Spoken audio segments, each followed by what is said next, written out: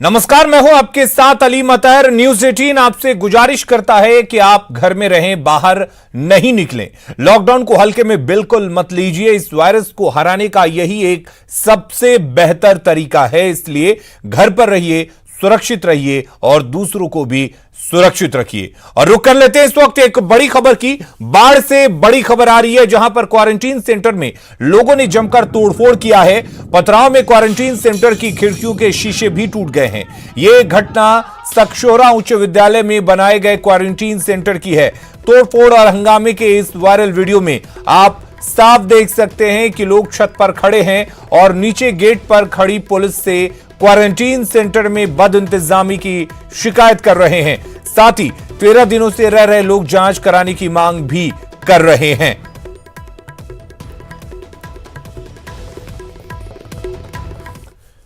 वैश्विक महामारी कोरोना से न सिर्फ पूरा देश बल्कि पूरी दुनिया परेशान है, लेकिन कुछ लोग ऐसे हैं जिनकी गलतियों की वजह से इस संक्रमण का खतरा फैलता हुआ नजर आ रहा है। इसमें कुछ समाज सेवी हैं तो प्रशासनिक पदाधिकारी भी शामिल हैं। कुछ ऐसी ही तस्वीरें रांची के रातू प्रखंड परिसर में देखने को मिली, जहां लॉकडाउन के सारे नियम कानून को ताक पर रखकर इफ्तार पार्टी का आयोजन किया गया, जिसमें सोशल डिस्टेंसिंग की धज्जियां उड़ाई गई। माह रमजान में इफ्तार पार्टी का दौर पहले से चलता तो आ रहा है और इस इफ्तार में हर वर्ग के लोग भी शामिल होते रहे हैं, लेकिन कोरोना बंदी में इफ्तार पार्टी का आयोजन किसी को भी खटक सकता है, क्योंकि लॉकडाउन में इफ्तार पार्टी पूरी तरह से बैन है। बावजूद इसके इफ्तार पार्टी के होने पर सवाल उठना लाजमी है, और वो भी जब इफ्तार पार्टी प्रखंड कार्यालय के परिसर में हो, तो क्योंकि जिन मुलाजिमों पर लॉकडाउन को इंप्लीमेंट करने की जिम्मेदारी है, वो भी इस इफ्तार पार्टी में शामिल थे। तो कोरोना काल बिहार के ऐसे लोगों के लिए आफत बनता जा रहा है जो अपने घर लौटना चाहते हैं और लौट भी रहे हैं, लेकिन संक्रमण का दौर कहीं काल बन रहा है तो कहीं परेशानी का सबब। आखिर क्यों, देखिए यह रिपोर्ट।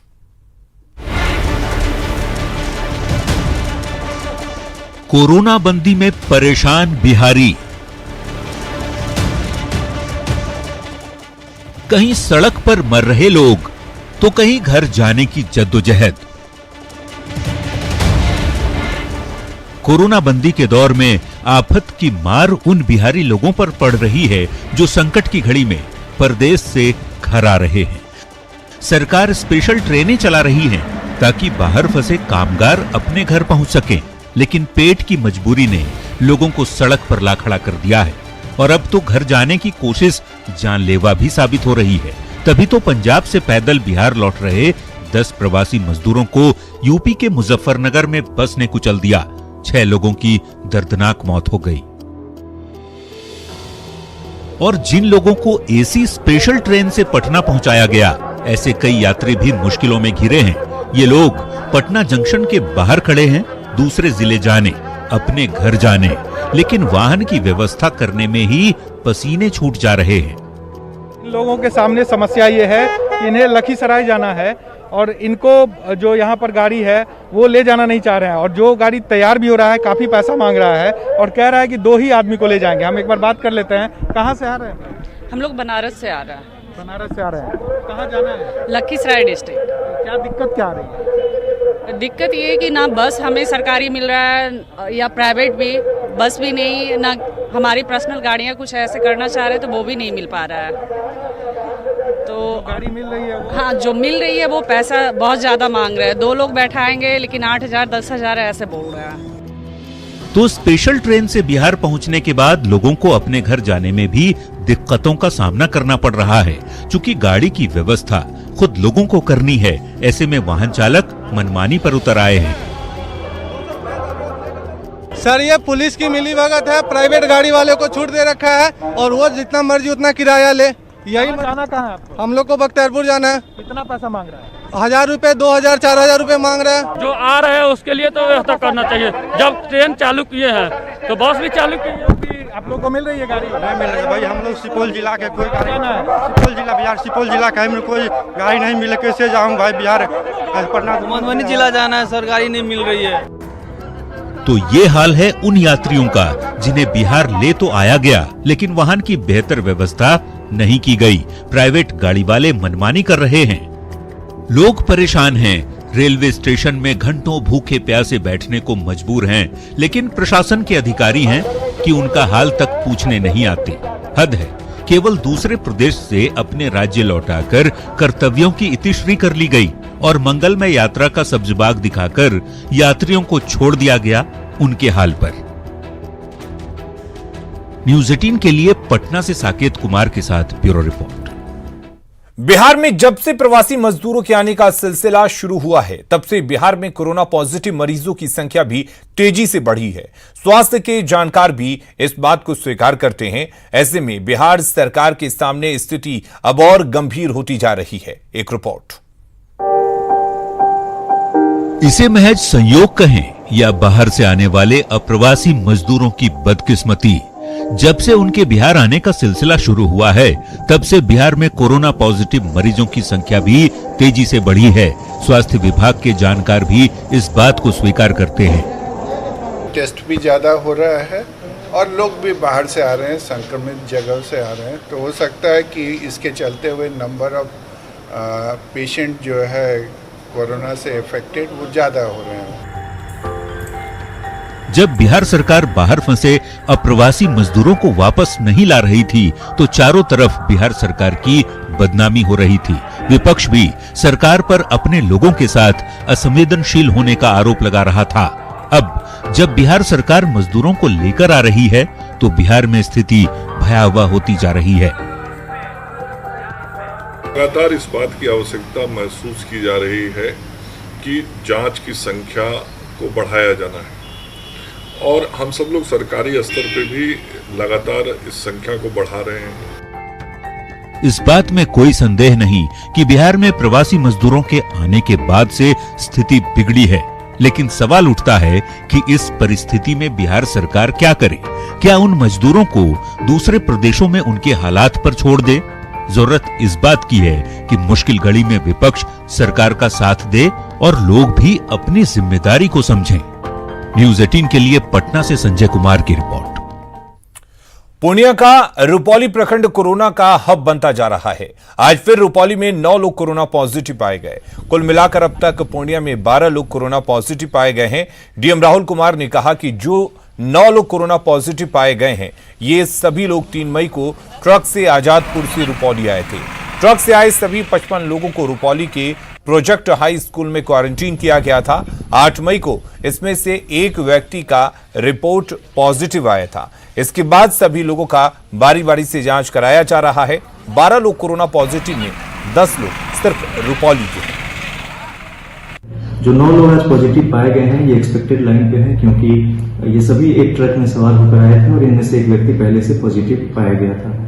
अतः मेरी अपील आप सभी लोगों से है कि सतर्कता जरूर बरतें। हालांकि पैनिक होने की आवश्यकता नहीं है, क्योंकि ये लोग कम्युनिटी में इन्वॉल्व नहीं हुए थे, क्वारंटीन सेंटर में ही पहले दिन से हैं यहाँ पे। अनिवार्य होने की स्थिति में ही घर से आप निकले, मास्क जरूर।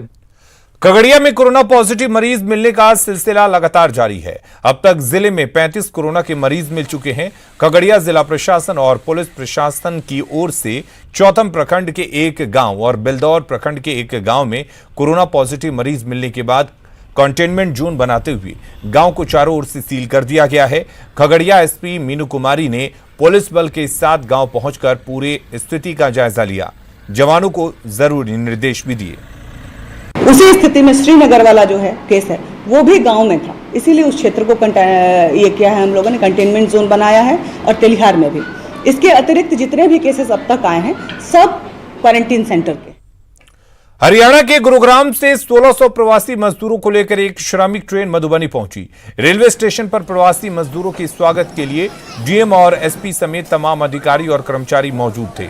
मिली जानकारी के मुताबिक गुरुग्राम से आई इस ट्रेन से मधुबनी पहुंचे 1600 यात्रियों में 668 मधुबनी के, 205 दरभंगा के, 185 मुजफ्फरपुर के, 155 सुपौल के, 145 सीतामढ़ी के, 132 मोतिहारी के, जबकि 110 लोग शिवहर के रहने वाले हैं। मधुबनी जिला के सभी 668 प्रवासी स्कैनिंग के बाद श्रमिकों को बस से उनके गृह प्रखंडों के क्वारंटीन सेंटर्स में क्वारंटीन करने के लिए भेजा गया। बाकी को भी उनके गृह जिले में भेज दिया गया है। यहाँ आने के बाद तो हम लग रहा है स्वर्ग में आ गए, ऐसा लग रहा है। अच्छा, काम रोजगार के बारे में आपने कुछ सोचा है अभी? काम रोजगार के बारे में अभी कुछ नहीं सोचा। अब घर पहुंचेंगे, माँ बाप से मिलेंगे। लॉकडाउन में सभी में घर पहुंचने की होड़ है। हरियाणा से पैदल घर लौट रहे गोपालगंज के 6 लोगों की सड़क हादसे में मौत हो गई, जिनमें एक ही परिवार के 2 लोग भी शामिल हैं। हादसा यूपी के मुजफ्फरनगर में हुआ। मृतकों में दुलारपुर नौकाटोला के हरीश सैनी भी शामिल हैं, जो 5 महीने पहले काम करने हरियाणा गए थे और वहां एक प्लाई फैक्ट्री में काम करते थे। हरीश सैनी की पत्नी के मुताबिक लॉकडाउन में फैक्ट्री बंद होने के बाद उनके सामने खाने की समस्या हो गई और इसी वजह से वे पैदल ही वापस लौटने लगे। इसी दौरान मुजफ्फरनगर में वे बस की चपेट में आ गए। 5 महीने भइल लगभग कमाए, 5 महीने भइल कमाए गरनी तो आवत मैंने सहारनपुर कोरी जाके इन्हें धक्का लगल बस से। कहाँ कमा रहे थे? हरियाणा मंगलम फैक्ट्री, वो जो कमाते रहने हैं। कौन कौन गए थे आपके यहाँ से? हमारा लड़का, 2 लड़का है। सालों भर देशी विदेशी पर्यटकों से गुलजार रहने वाले नालंदा खंडहर सुनसान पड़ा हुआ है। बता दें कि इस खंडहर में प्रतिदिन देश ही नहीं विदेश से भी हजारों सैलानी आते थे खंडहर का नजारा देखने के लिए, लेकिन कोरोना संक्रमण के बाद से पिछले 2 महीने से ये खंडहर सुनसान पड़ा है। जायजा लिया हमारे न्यूज 18 संवाददाता अभिषेक कुमार ने।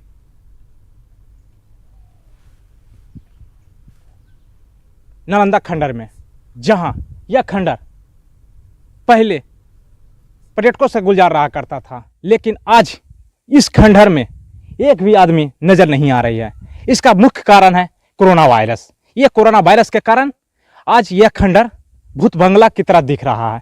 यहाँ एक भी आदमी कहीं मौजूद नजर नहीं आ रहा है। एक गार्ड जो अंदर हैं वो सिर्फ देखभाल कर रहे हैं और खास करके इस पर नजर बनाए हुए हैं। अब देखना यह है कि यह प्रक्रिया कितने दिनों चलती है और खास करके खंडहर कब तक अपने खंडहर के रूप में दिखती है। नालंदा से न्यूज 18 के लिए अभिषेक कुमार।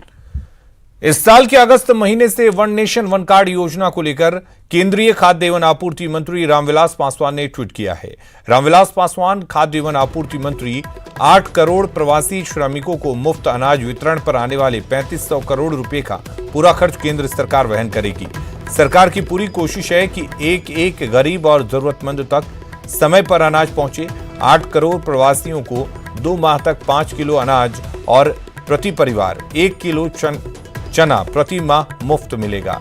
इसके कार्यान्वयन, प्रवासियों की पहचान और पूर्ण वितरण की जिम्मेदारी राज्य सरकारों की होगी। सभी राज्य सरकारों से अनुरोध है कि वे अपने राज्य में इसे युद्ध स्तर पर पूरा करने का प्रयास करें।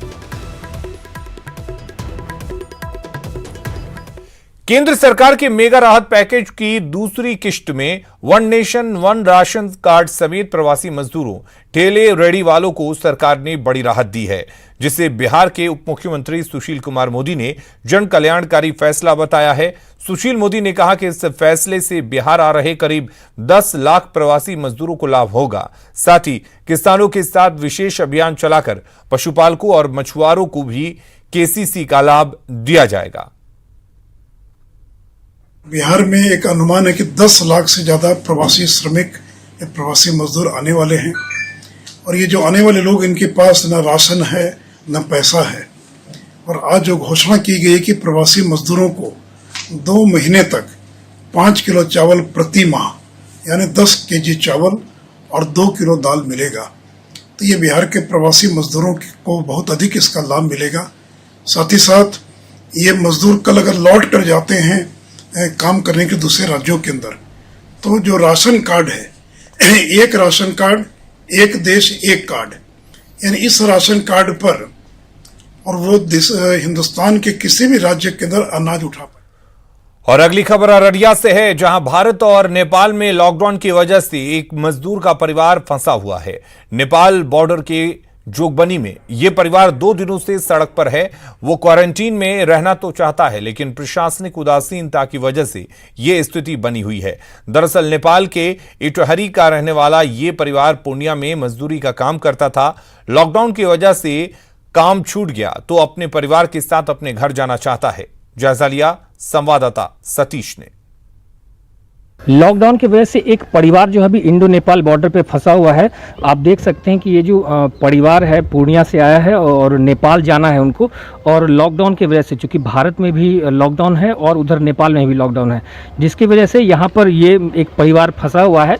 लेकिन प्रशासनिक उदासीनता की स्थिति देखिए कि ये पिछले 2 दिनों से यहीं पर है और एसएसबी के जवान इन्हें भोजन करा रहे हैं। लेकिन जो फारबिसगंज अनुमंडल प्रशासन है या अररिया जिला प्रशासन है, इनके लिए अभी तक कोई भी इंतजाम नहीं किया गया है।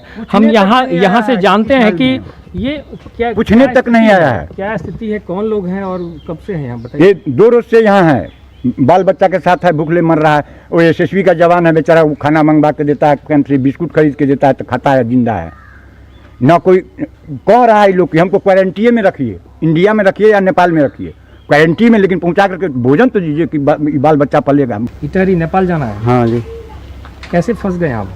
वही लॉकडाउन की वजह से। हाँ, लॉकडाउन। भोजन पानी कैसे हो रहा है? भोजन पानी यही सब दे रहा है। बीते 2 दिनों से जो यह परिवार भूखे प्यासे यहाँ पर मौजूद है, वो कह रहा है कि हमें क्वारंटीन में भेज दो, लेकिन यहाँ पर वो परिवार बीते 2 दिनों से अकेला है और यहाँ उसकी सुधि लेने वाला कोई नहीं है। Satish Kumar, news 18, Indo Nepal border, Jogbani, Araria. और अगली खबर खगड़िया से है, जहां बाजार समिति में बने ट्रांजिट कैंप में बस से प्रवासी मजदूर को दूसरे जगहों से लाकर खगड़िया पहुंचाया जा रहा है। उसमें बड़ी लापरवाही देखने को मिल रही है। ट्रांजिट कैंप तक जो बसें प्रवासी मजदूर को ला रही है, उस दौरान प्रवासी मजदूर बस की छत पर बैठकर सफर करने को मजबूर हैं, जो बेहद जोखिम भरा है। एक छोटी सी चूक से उनकी जान जा सकती है। बस के छत पर पहले से ही बैठना मना है, उसके बावजूद भी प्रवासी मजदूरों को बस की छत पर बिठाकर ट्रांजिट कैंप तक पहुंचाया जा रहा है। ऐसे में सोशल डिस्टेंसिंग का भी पालन नहीं किया जा रहा है। ऐसे में अगर कोई हादसा होता है तो आखिर उसका जिम्मेदार कौन होगा? ये जो ट्रांजिट कैंप है खगड़िया बाजार समिति में बनाया गया, जो बसें यहाँ पहुँच रही है उसमें छत पर बैठ करके प्रवासी मजदूर यहाँ पे इस कैंप तक पहुँचते हैं, तो कहीं ना कहीं उस जो छत पर बैठे हुए सोशल डिस्टेंसिंग का भी वो पालन नहीं कर रहे हैं। और जिनके जहाँ से वो बस खुली है उनको ये दायित्व बनता है कि उनको सोशल डिस्टेंसिंग मेंटेन करवाते हुए खगड़िया इस ट्रांजिट कैंप में भेजे और उसके बाद वहाँ से जो अन्य गृह जिला है वहाँ पर भेजने की तैयारी करे थे। एक तरह से ये बड़ी लापरवाही सामने आई है। दिग्विजय कुमार, न्यूज़ 18, खगड़िया। खबरों का सिलसिला लगातार जारी है, बने रहिए न्यूज़ 18 बिहार झारखंड के साथ।